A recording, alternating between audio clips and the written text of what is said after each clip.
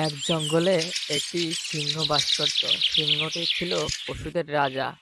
তাই সব পশু পাখি মিলে সিংহকে একটি ছোট বাড়ি বানিয়ে দেয়। সিংহ ওখানেই থাকতো। একদিন একটা চালাক শিয়াল সিংহর কাছে আসলো আর সিংহকে বলতে লাগলো, মহারাজ, আজকাল তো দেখি আপনি শুধু শুয়ে বসেই কাটান। আমার মনে হয় আপনার আর আগের মতো শক্তিও নেই।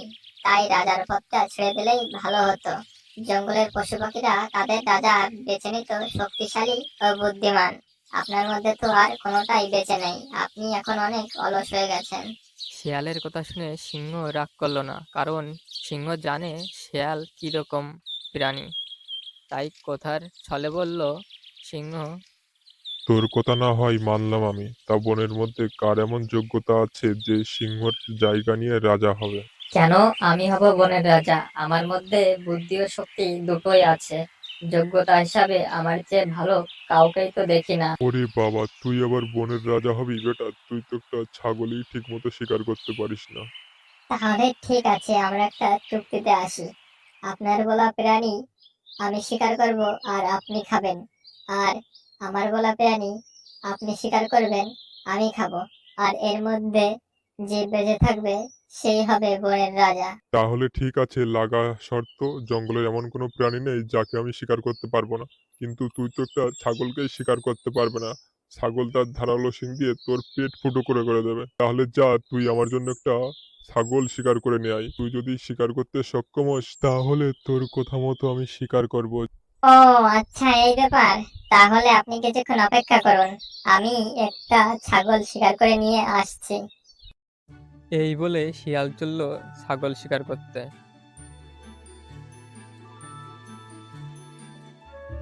আর সিংহ এদিকে বসে বসে ভাবতে লাগলো, শেয়ালটা এমন ভাবে গেল, মনে হয় একটা ছাগল সত্যি সত্যি শিকার করে আনবে।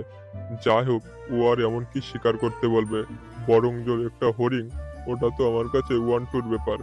ওই বেটা আগে ছাগলই নিয়ে আসুক, তারপরে ভাবা যাবে। এদিকে শিয়াল একটি মাঠে গিয়ে ছাগল খুঁজতে আরম্ভ করলো। মাঠে একটি ছাগলও দেখা যাচ্ছে না। এখনো একটি ছাগল ঘাস খেতে আসেনি। না, কিছুক্ষণ অপেক্ষা করি। এই মাঠে তো নিয়মিত ছাগল ঘাস খেতে আসে, কোনো না কোনো ছাগলকে নিশ্চয়ই পাবো। একটু পরেই এই মাঠে একটি ছাগল ঘাস খেতে আসলো। শিয়াল গাছের আড়াল থেকে ছাগলটিকে দেখে ফেলল। ওই তো একটাকে পেয়েছি, যাই ওর সাথে কথা বলি। যাই ওকে বোকা বানাই, তারপর সুযোগ পাওয়া মাত্রই পেছন থেকে গিয়ে ওর গলায় কামড়ে ধরতে হবে, তাহলে ও আমাকে গুঁতো দিতে পারবে না। এই বলে শিয়াল ছাগলের কাছে গেল ছাগলের সাথে কথা বলতে। আরে ছাগল ভাই যে, কেমন আছো? তার কতদিন এই মাঠের শুকনো ঘাসগুলো খাবে? যে মাঠ থেকে আমি এখনই আসলাম সেই মাঠে অনেক ঘাস, তাও আবার তরতাজা। ওই মাঠে কেউই যায় না ঘাস খেতে। আমি ওইদিকেই যাচ্ছি, ওই মাঠে গিয়ে একটু বিশ্রাম নেব। তা তুমিও চলো না, ওই মাঠে গিয়ে মজা করে ঘাস খেতে পারবে। তা আমি তোমাকে কিভাবে বিশ্বাস করি? তুমি যদি আমাকে নিয়ে কোনো ফাঁদে ফেলো তাহলে কি হবে? আরে তুমি হলো একটা শক্তিশালী ছাগল, তোমার ওইরকম ধারালো শিংয়ের সামনে আমি তো কিছুই না। যদি মনে করো আমার থেকে তোমার বিপদ, তখন তুমি আমার পেট ফুটো করে দিও তোমার ওই শিং দিয়ে।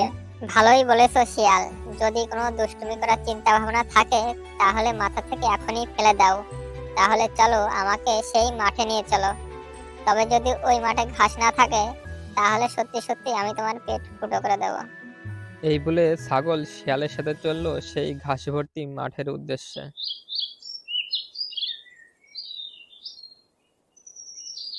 এক পর্যায়ে শিয়াল ছাগলকে সেই মাঠে নিয়ে গেল। সত্যি সত্যি ওই মাঠে অনেক ঘাস ছিল। ঘাস দেখে ছাগলের মাথা খারাপ হয়ে গেল। আরে বলেছিলাম না এই মাঠে অনেক ঘাস আছে, এখন মজা করে এই ঘাসগুলো খাও। আমি পাশের একটা গাছের ছায়ায় বিশ্রাম নেই, তুমি মজা করে ঘাসগুলো খাও। তোমাকে অনেক অনেক ধন্যবাদ শিয়াল ভাই। তুমি সত্যি সত্যি ঘাস ভর্তি মাঠে নিয়ে এসেছো আমাকে, আমি তো অন্য কিছুই ভেবেছিলাম। এই বলে ছাগল ঘাস খেতে শুরু করলো, আর শেয়াল চলে যাওয়ার কথা বলে সেখানেই দাঁড়িয়ে থাকলো আর সুযোগের অপেক্ষায় ছিল। শিয়াল সুযোগ পাওয়া মাত্রই ছাগলের পেছন থেকে গিয়ে কামড়ে ধরলো, আর ছাগলটি সেখানেই মারা গেল। বোকা ছাগল, তুই না শিয়ালের কথা বিশ্বাস করেছিস? কোনো সময় চালাক প্রাণীর আশেপাশেও থাকবি না। সব সময় চালাক প্রাণীর আশেপাশে থাকলে ক্ষতি হয়। এখন এটা নিয়ে সিংহের কাছে যাই, তারপরে ওই বেটাকে দেখে নিচ্ছি। দেখবো এবার আমাকে রাজা হওয়া থেকে কে আটকায়। শিয়াল ছাগলটিকে নিয়ে সিংহের কাছে যেতে লাগলো। শিয়াল সিংহের কাছে পৌঁছে ছাগলটিকে মাটিতে রেখে সিংহকে বলতে লাগলো, এই যে নিন মহারাজ, আপনার কথা মতো ছাগল শিকার করে এনেছি। এবার এটাকে খেয়ে নিন, তারপর আপনাকে আমার শিকারের কথা বলবো। কথা অনুযায়ী আপনাকেও শিকার করতে হবে। আরে আমি তো ভেবেছিলাম এই বেটা ছাগল শিকার করতে গিয়ে ছাগলের গুঁতো খেয়ে মরবে, কিন্তু বেটা তো মরলো না। যাই হোক, আমি আগে ছাগলটিকে খেয়ে নিই, তারপর দেখি ও কি বলে। এই বলে সিংহ ছাগলটিকে খেয়ে ফেললো। তারপর সিংহ শিয়ালকে বলল, তা বল শিয়াল, তুই আমার থেকে কি শিকারের আশা করিস? মহারাজ, আপনি আমার জন্য একটা হাতি শিকার করুন। আমি হাতির মাংস খেতে চাই। আর আপনি যদি হাতি শিকার করতে না পারেন, তাহলে রাজার পদ আপনি ছেড়ে দিন। আমি হব নতুন রাজা। একটা হাতি বলিস কি? সে তো অনেক কঠিন কাজ, কিন্তু কথা যখন দিয়েই ফেলেছি, শিকার তোকে আমার করে দিতেই হবে। তা না হলে আমার যে রাজার পদ হারাতে হবে। চল শিয়াল আমার সাথে, আমি তোকে হাতি শিকার করে দেব। এই বলে শিয়ালকে নিয়ে গেল হাতি শিকার করতে।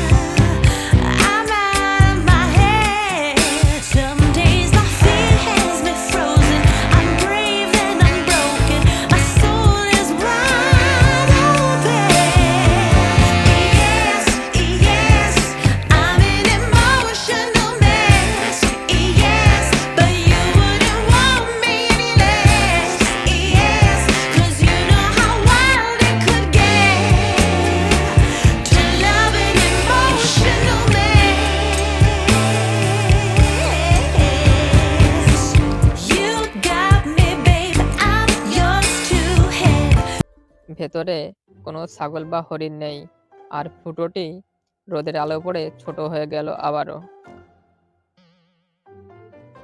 আরে শিয়াল, তুই তো আমাকে মিথ্যে কথা বলেছিস, এখানে তো কোনো ছাগল বা হরিণ নেই।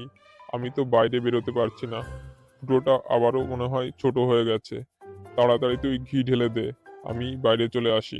তোমাকে তো আমি বাইরে আনার জন্য ভেতরে ঢোকাইনি, তুমি ওখানেই পচে মরো। এখন থেকে সব পশুদের রাজা আমি। তুমি ভেতরেই পচে মারো, এক ঢিলে দুই পাখি মারলাম আমি। এইরকমটি বলে শিয়াল ঘিয়ের পাত্রটি হাতে করে নিয়ে সিংহের ডেরায় চলে গেল। আর সিংহ অপেক্ষা করতে থাকলো কেউ তাকে বাঁচাবে। কিন্তু রোদের আলো বেশি পড়ার কারণে সেই ফুটোটি এক পর্যায়ে বন্ধ হয়ে যায়। সিংহ হাতের পেটের ভেতরেই মারা যায়। এইভাবেই চালাক শিয়াল বনের রাজা হয়ে গেল শুধু তার বুদ্ধির জোরে। তো বন্ধুরা, ভিডিওটি আপনাদের কাছে কেমন লাগলো অবশ্যই কমেন্ট করে জানাবেন। আর এরকম ভিডিও বানাতে আমাদের অনেক কষ্ট করতে হয়, তাই ভিডিওটিতে আপনি একটি লাইক করে চ্যানেলটিকে সাবস্ক্রাইব করে পাশে থাকা বেল আইকনটি অল করে দেন, তাহলে এরকম ভিডিও বানাতে আমরা অনেক মোটিভেশন পাবো। তো বন্ধুরা, দেখা হচ্ছে সামনের কোনো ভিডিওতে। ততক্ষণ ভালো থাকুন, সুস্থ থাকুন। ধন্যবাদ।